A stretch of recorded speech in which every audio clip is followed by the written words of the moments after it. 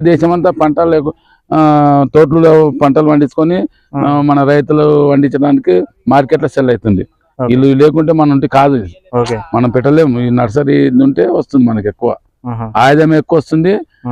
రైతుకు తిప్పలు లేకుండా అవుతుంది. డబ్బు తొలత పెట్టినా బాధ కాదు, పంట క్రాప్ తొందరగా వస్తుంది మనకు అట్లా అనమాట.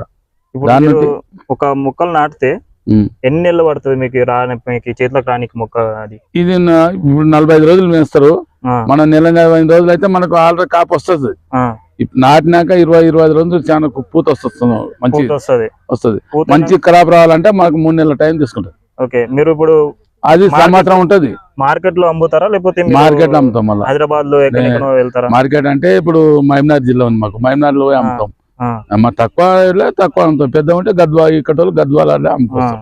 మార్కెటే కిలో లెక్క బజార్ అమ్మం. మార్కెట్ కి వేసుకోపోయినా 2 క్వింటాలు 3 క్వింటాలు ఇట్లా వేసుకోపోతాం, 4-5 క్వింటాల వరకు వేసుకోపోతాం. ఓకే, ఇప్పుడు పెళ్ళిళ్ళు కానీ పేరెంటాలు వస్తే మీరు వాళ్ళకి ఇస్తారా? ఇస్తారు. టమాటా బాక్సులు డిస్కౌంట్ తో ఇస్తారా? ఏం లేదు, డిస్కౌంట్ ఏం లేదు. హోల్సేల్ రేట్ ఎంత ఆ రేట్ ఇస్తాం అంతే.